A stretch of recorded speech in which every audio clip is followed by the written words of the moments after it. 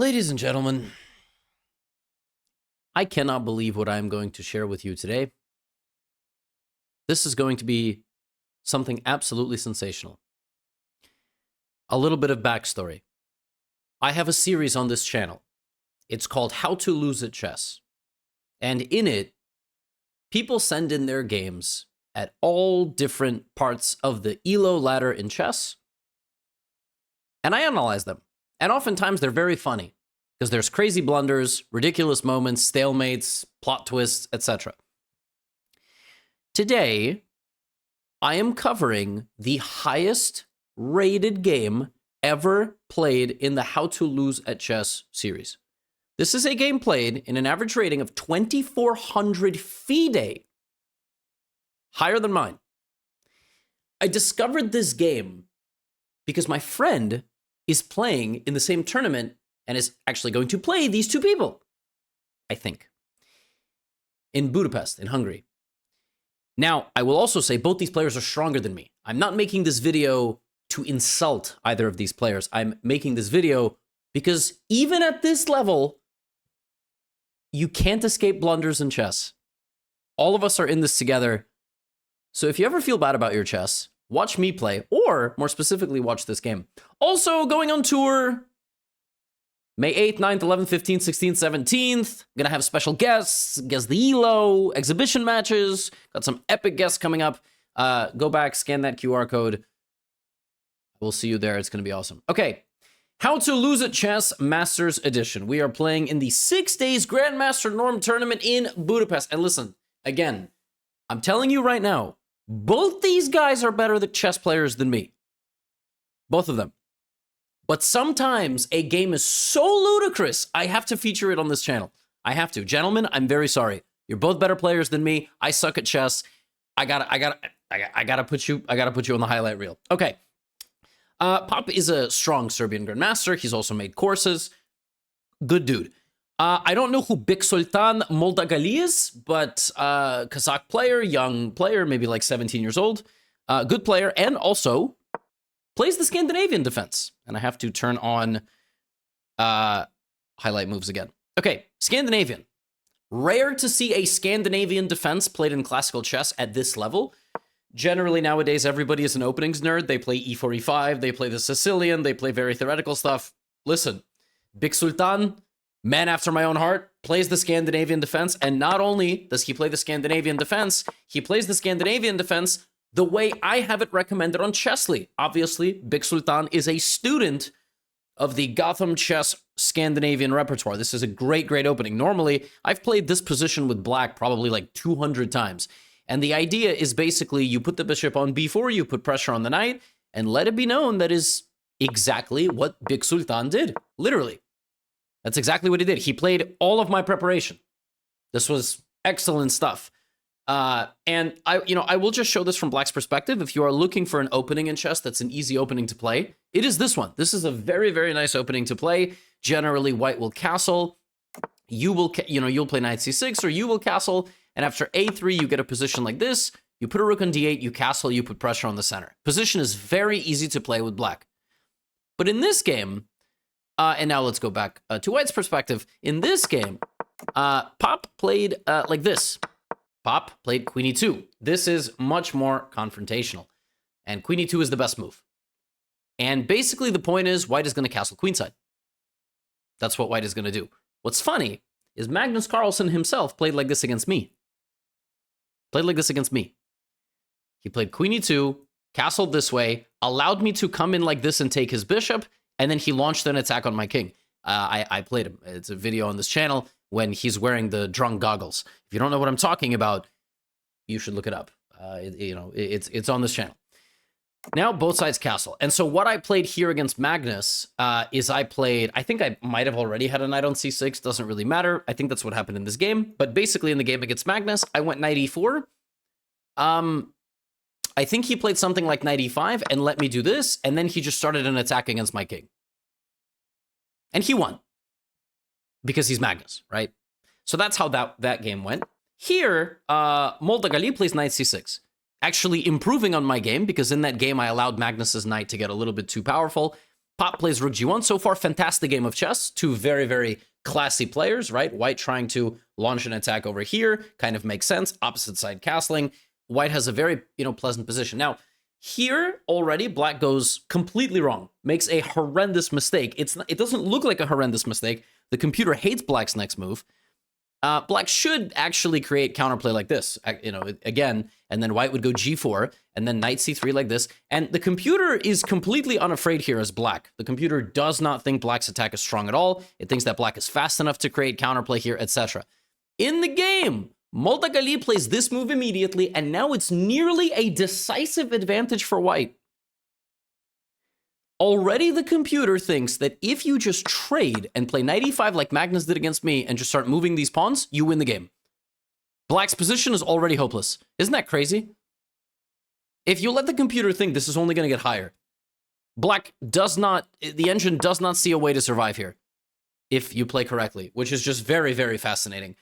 But that's not what happens. We have bishop a2, but still the position is very difficult, and Moldagali plays bishop e4. Pop plays bishop b4. So far, like I said, in the beginning of this game, it was really, really excellent. It was really good play. And again, 90 minutes per player, so it's going to be very, very high level. Rook c8, and clearly, black wants to generate a little bit of counterplay, but after 15 moves, the game is basically over. It's kind of nuts. Like, in the Scandinavian, sometimes with black, if you mess up against a very good player, in this case, white is a grandmaster, yeah, you're just kind of cooked, because now you cannot stop white's attack. You don't have the artillery, you don't have the counterplay at all. Okay, so black rolls the dice. You gotta do something. He sacrifices a pawn. He's not gonna sacrifice a rook because there's no point. There's no point losing more material. So he goes back to c7. And here, white's best move, white actually has a couple of moves here that are really killing. One is rook d6, which is a very nice move. The second is sacrificing the knight on f7. It's a beautiful move here that can happen. And it's game over because the queen can't take. The knight is hanging. And if the king takes, looks like you can defend yourself. Rook d6, and you just get in, and you just win. You just win. If bishop d5, you have bishop takes, queen e6 is basically mate in a few moves. It's completely hopeless, kind of nuts. Instead of that, white plays f4. Also, move makes perfect sense and begins generating an attack. When you have kings castled on opposite sides like this is a good thing to go for. g4, g5, again, white is totally winning. Black basically has to now scramble back, and black is a pawn down, and the position still is very bad. So you're a pawn down, but the position is also very, very bad.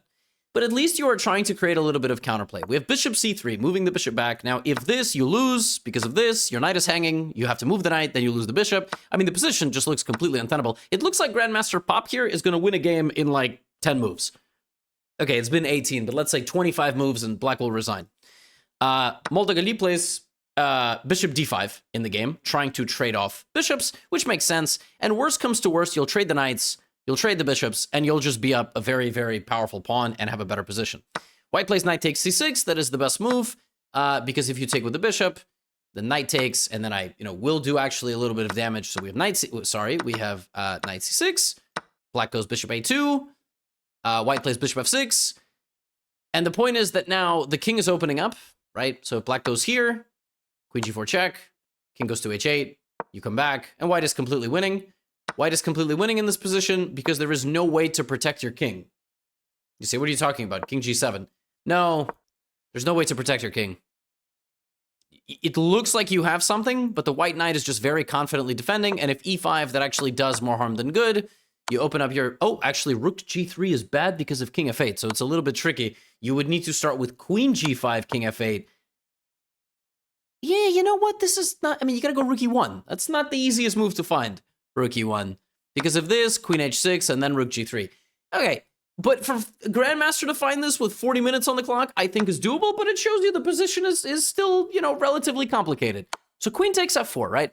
Now, I know what you're thinking. You're thinking, okay, it's been 9 minutes, but like, when's all the stuff going down? It's going down right here. Bishop d5, c4. So if you look at this position, the bishop is hanging. Bishop only has one safe move. However, if the bishop goes to e4, you play rook f1, attacking the queen, which is defending the bishop. Then your queen goes to h4, and then you play bishop f2, and then the queen goes to f4, and then you play bishop g3. The queen is attacking the bishop.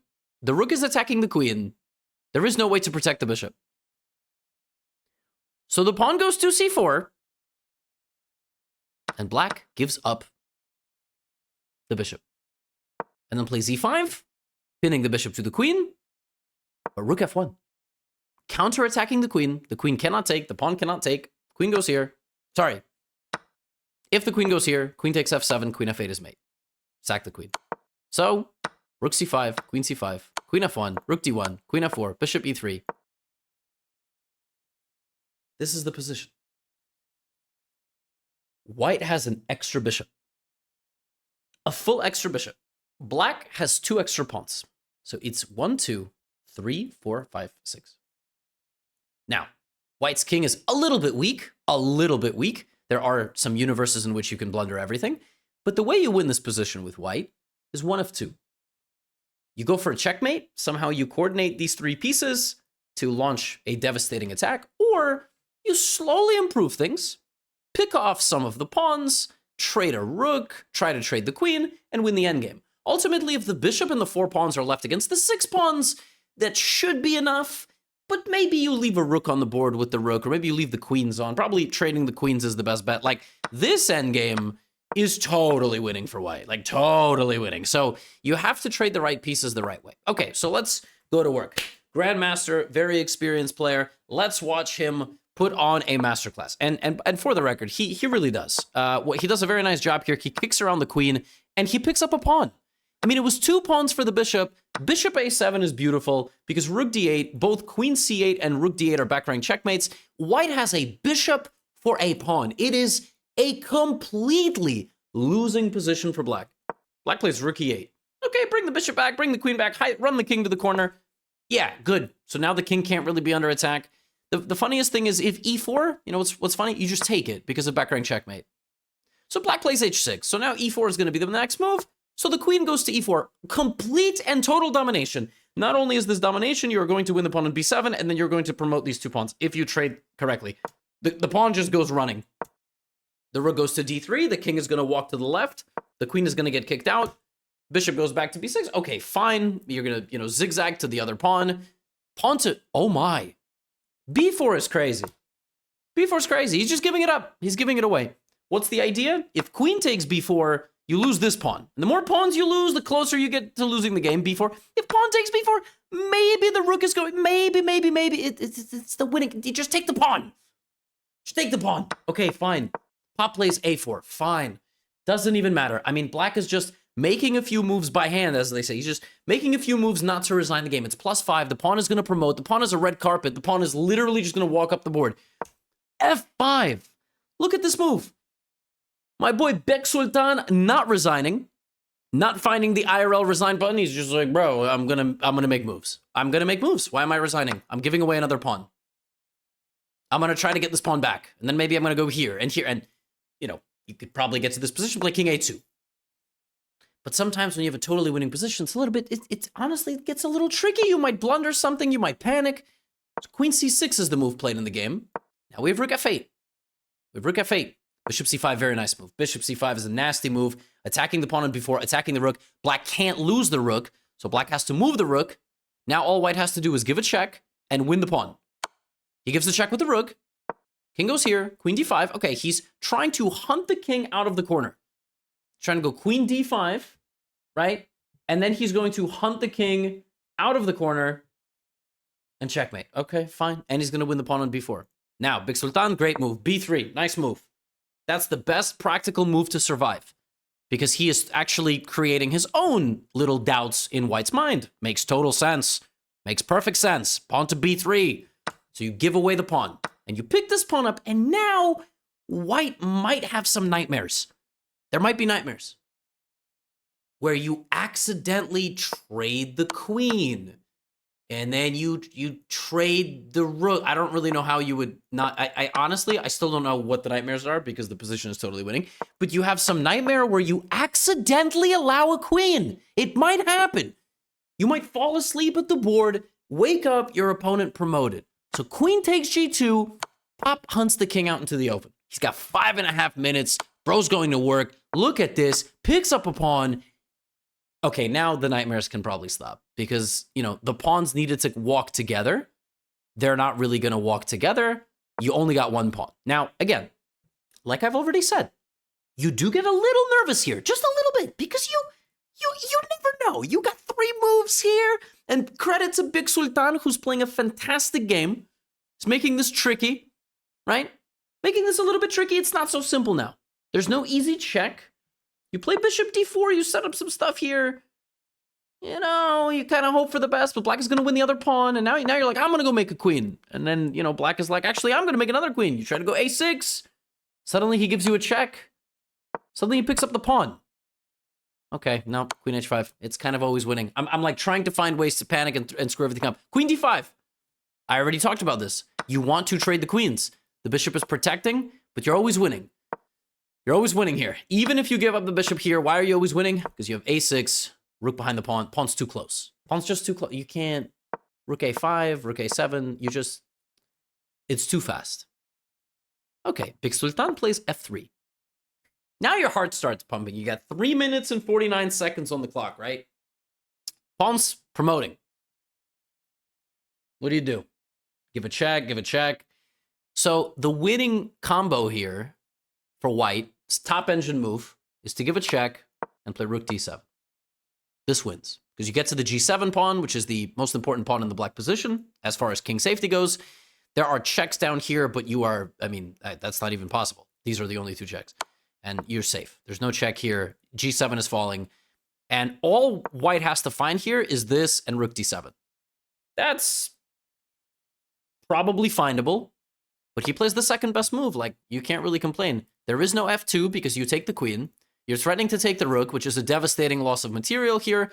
Black plays the only move not to lose, which is queen g6 check. Plays this move with 14 seconds on the clock. Gains some time back. White plays king a1. There are officially no more checks in the position, and the rook is still hanging. So the rook backs up. Now the threat is to play f2. Now it's actually a mate. Actually, somehow, black has survived. There is no mate. This is defended. The king is safe. The pawn's about a queen. Big Sultan has made this a very complicated game, despite white just having an extra bishop. Yeah, now it's actually not so simple. The best move might be bishop f2. You might have to physically come back, defend your bishop, and try to push your pawns on the left side of the board. Might be the only way now. But Pop plays queen a8, which makes sense. Checkmate. Black plays queen c2. Queen c2 is a brilliant move in time trouble because when you have low time, and Pop has 1 minute and 8 seconds to play his next move, 1 minute and 7, you get really nervous. You start looking at the check on d1. You start looking at this. You're a little bit worried the rook is going to get into the game. You're looking for a knockout punch. Very natural here to give this check in king g6. But this is where you really start panicking. You really start panicking here because you don't see an immediate win. And you don't have a lot of time. And you just assume that you're going to somehow lose this pawn. You know, you're going to lose the bishop, and then you're going to get mated, right? So, kind of nuts, but the game ends in 6 moves.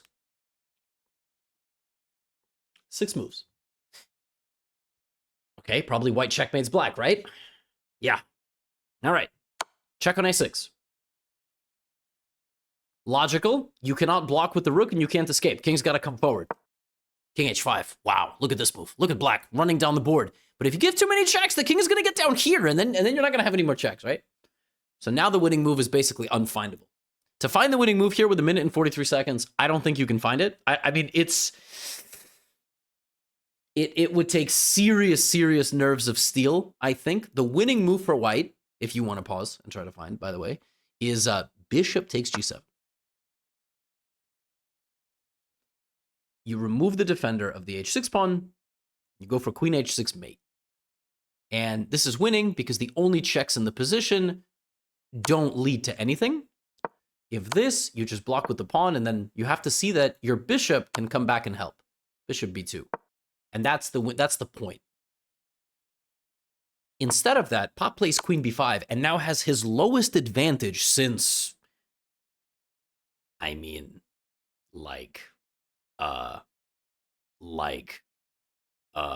since like knight a5.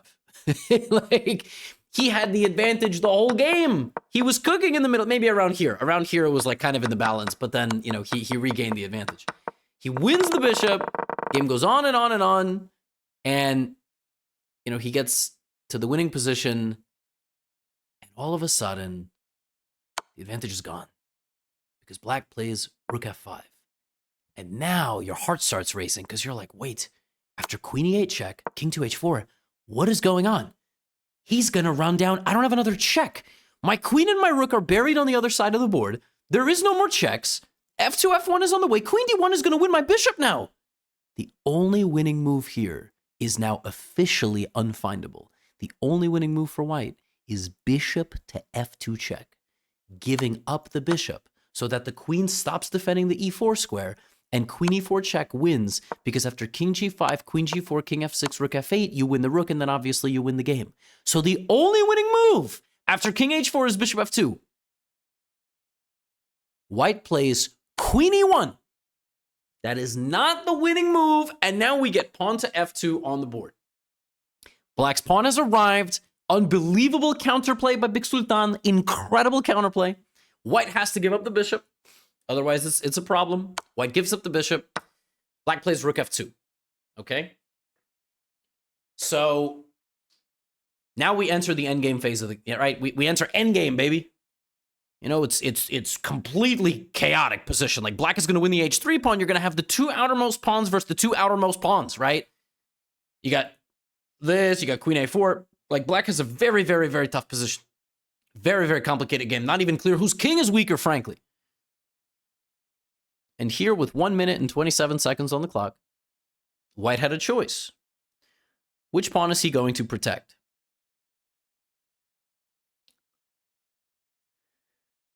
And he played this move.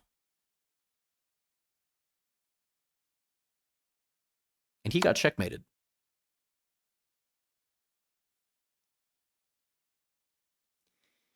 You know, there was a way to protect both pawns. He could have went queen b4 with the check. And black would have went here. I mean, probably what ends up happening here is mutually assured destruction. Like, both pawns offset each other. Both sets of pawns offset each other. Rook a8 looks like a mouse slip. It looks like this was an online blitz game. And, you know, white meant to go here, which would have at least made some sense. Although it's still not a great move because I guess you lose the pawn with the check. But rook a8, queen b2. I wish I was in the room when this happened. Because this is one of those moments where you just like, again, as I said in the beginning of the video, the point is not to make fun. Both these guys better than me. They might even watch this video because one of their students might send it to them or whatever. Yeah. Chess is so hard, man. You could be... Pop is a legend. He's played chess for 30 years, probably 40 years. I don't know how he might be in his 40s or 50s, but it never gets any better, guys. It never gets better. Never. You could be 300 elo or 3000 or a GM, and after a 4-hour battle, which is really stressful, you can still blunder check. I mean, I couldn't believe it when I saw this game. I was like, ain't no way this really happened. I was like, no way. This must be a reporting error, a broadcast error. Yep. In a classical game, but obviously with load time. So, oh, boys and girls, chess is hard. There is no escape. If you ever felt bad about your chess, now you can feel a little bit better. We're all in this together, and we're all going to hit our goals one day. And as far as this game goes, maybe Big Sultan will get a Grandmaster norm. I don't know. Maybe he'll, maybe he'll be a IM soon, GM soon. Obviously, very good player. And to defend a position down a full bishop, but create enough practical chances for himself, this was super instructive. How he just constantly stayed active, created chaos. One of the ways to fight back in a losing position is to create complications. Great game. Very fun game. Of course, white will be disappointed, but that's life. You know what I mean? That's all I have for you today. Go to the EU tour. I can't wait to see y'all there. Brussels, London, Vienna. You can scan that QR code or go to linktree/Levi Rosman. Big announcements for guests coming. Brussels, I will be joined on stage by Anna Kramling, and then also Lucy will join me on stage a little bit later, aka my wife.